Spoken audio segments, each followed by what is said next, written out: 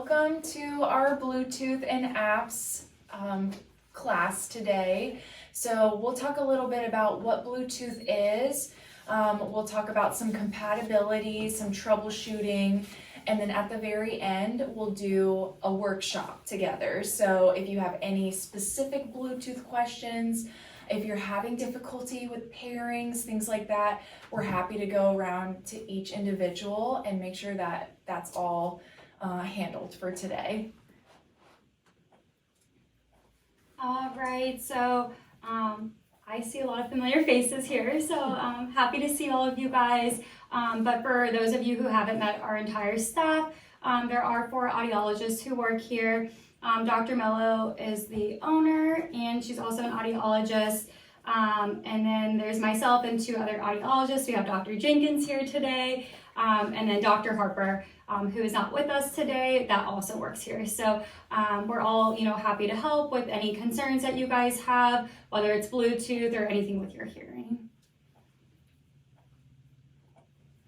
Okay, so what is Bluetooth? According to Bluetooth's website, it's a standard for a short-range wireless interconnection of mobile phones, computers, and other electronic devices. Really, it's the connection between devices without wires.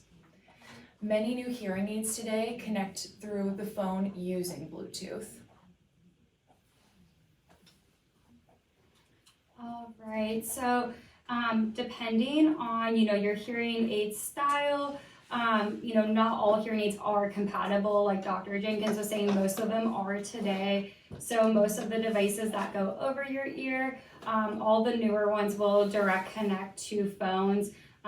Depending on if you have an Android or iPhone, sometimes it might not connect to a specific phone. And then depending on the model of the hearing aid, some of them will only direct to certain phones. Phonak is the only one that directs through Bluetooth. That's a true Bluetooth connection. So that will connect to more different devices, including a flip phone that does have Bluetooth capabilities.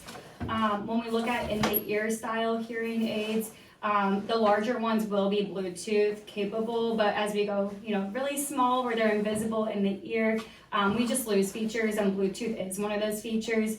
The reason why really small hearing aids don't have Bluetooth is because we need an antenna, because Bluetooth cannot travel through the body since most of our body is made up of water.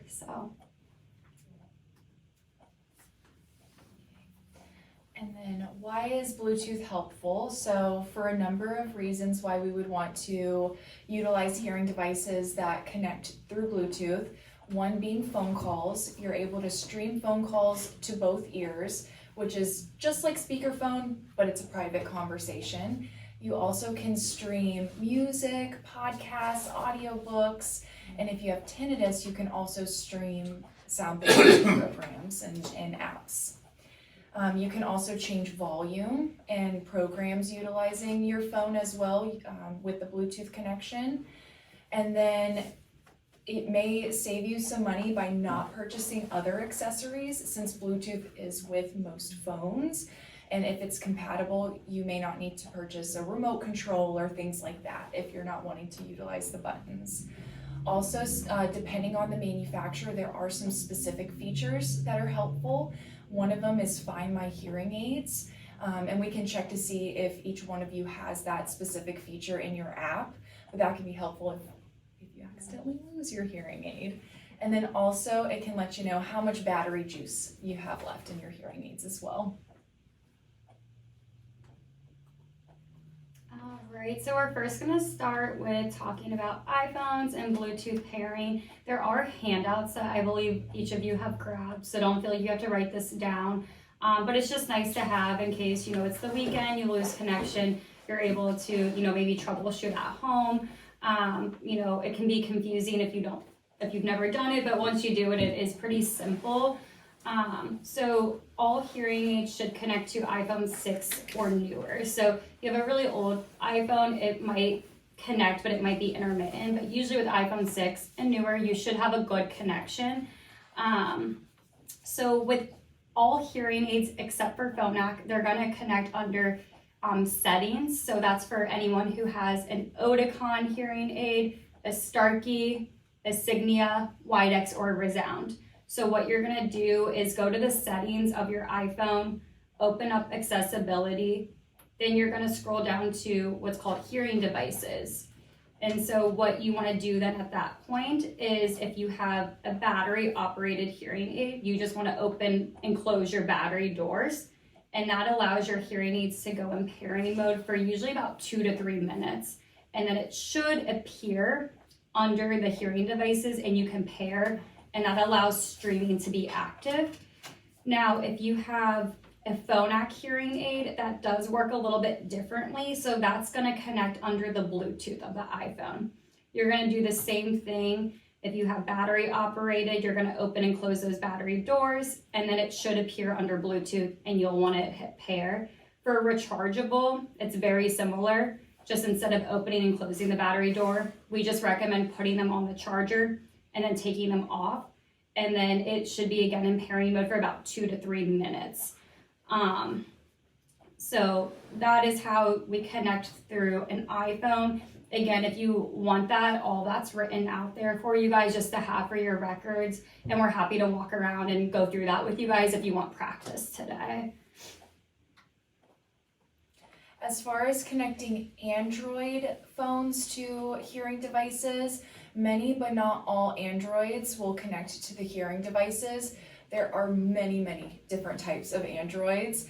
So there is a list that's on each manufacturer's website. They call it the ASHA protocol list for which which phones are compatible with the specific devices that you have. And so we can also help navigate to show you that information. It's typically listed on their website. All right, so connecting to an Android is a little bit different for, hearing aids. So instead of going through accessibility, you will go directly through the Bluetooth of your settings, no matter which type of hearing aid you have. So whether it's a phonak or the other types. So what you'll do is very similar. You'll go to Bluetooth, but this time you will just want to restart the hearing aids. So again, either by opening and closing the battery doors or putting them on the charger and taking them off.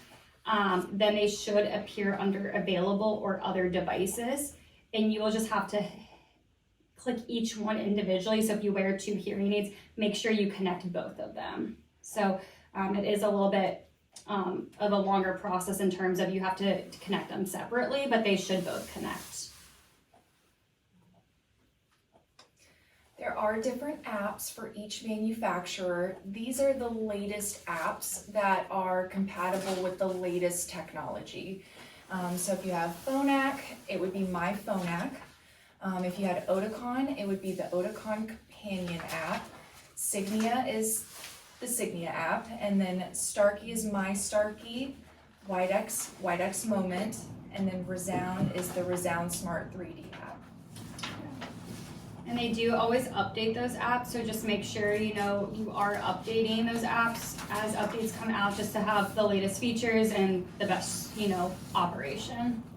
And when you come in for appointments, we do connect your hearing devices to see if there's an update in our software. And then a lot of times if people are having connectivity issues, that's one of the reasons why it's a little spacey. Yeah. Well, I have Signia. Mm-hmm. And I know last time I was in to see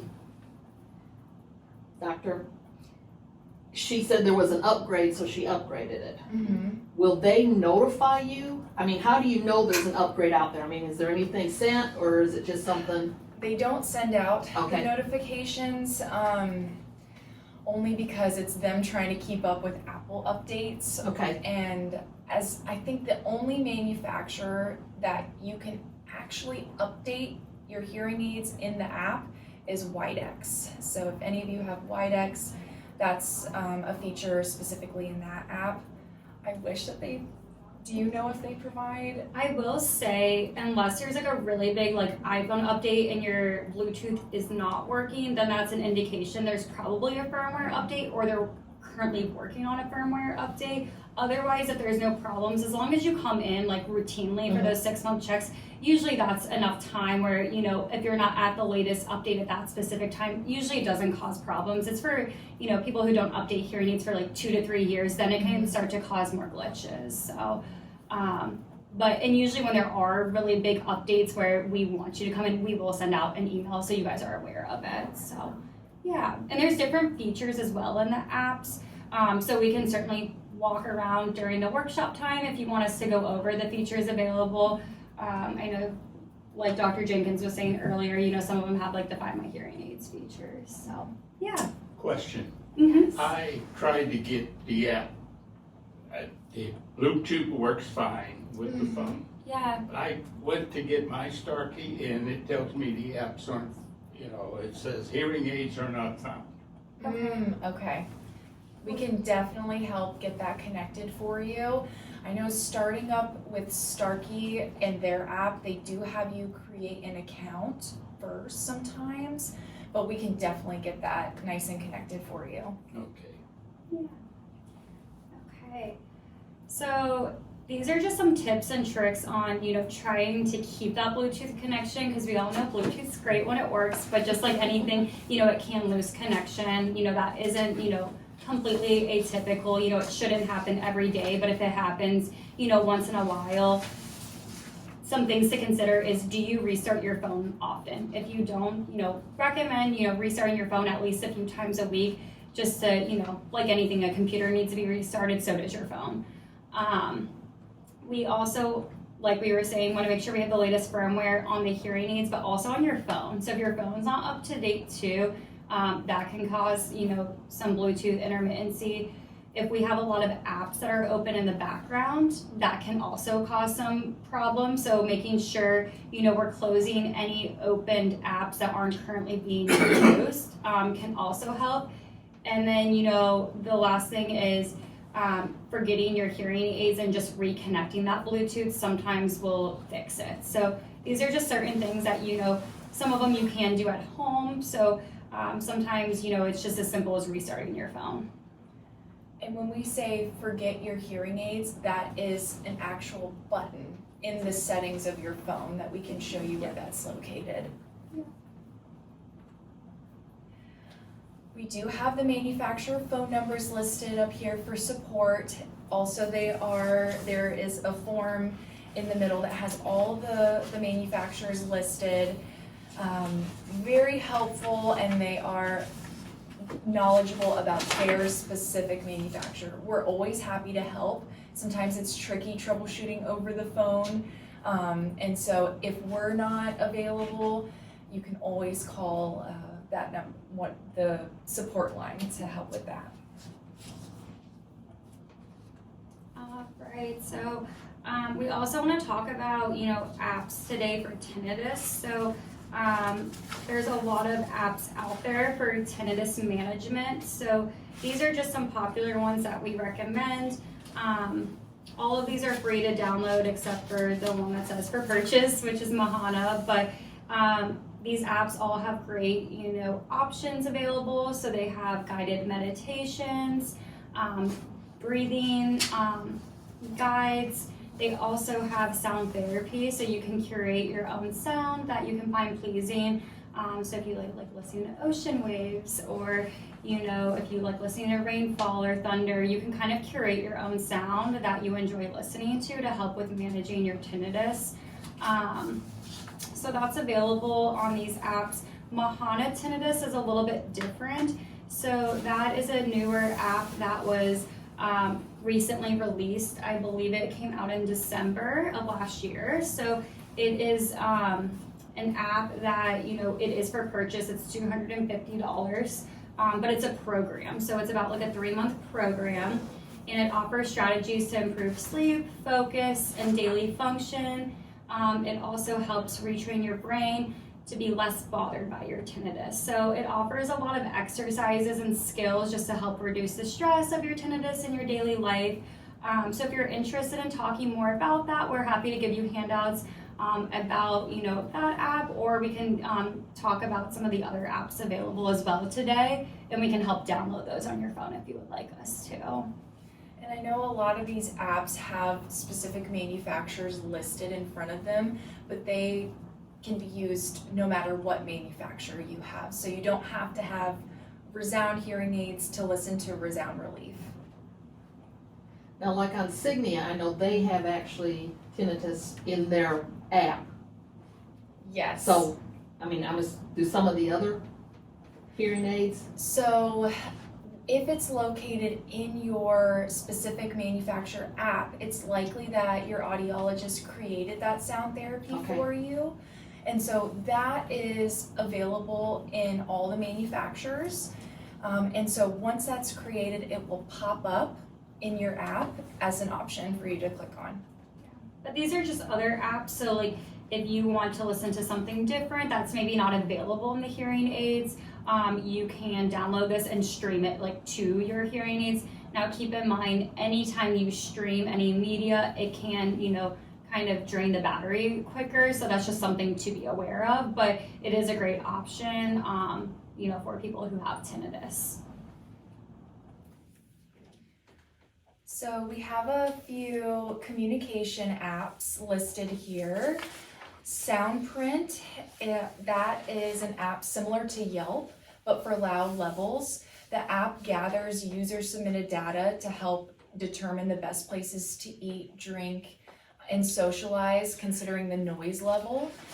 So once the location's decibel level has been determined and submitted, it's stored in that app. And so then when you search that specific location, it lets you know if it's a noisy environment. Caption Call is a mobile app that captions speech while you're on a phone call, so it displays speech for you when you're talking on the phone. Live Transcribe, once tapped, it transcribes voice to text for any speech in range of your phone's microphone, so it does not have to be on a phone call. It can be something that you can lay out on the table if needed, on an iPad, so it's a bigger screen, so that can be helpful if you'd like some more captions. And then Sound Alert uses your smartphone to detect alarms and alerts, so you can pre-record specific alerts and alarms around your house, say a smoke alarm. And so when your phone detects that sound, even if you didn't specifically hear that sound, your phone will go off and notify you through vibrations or light flashes.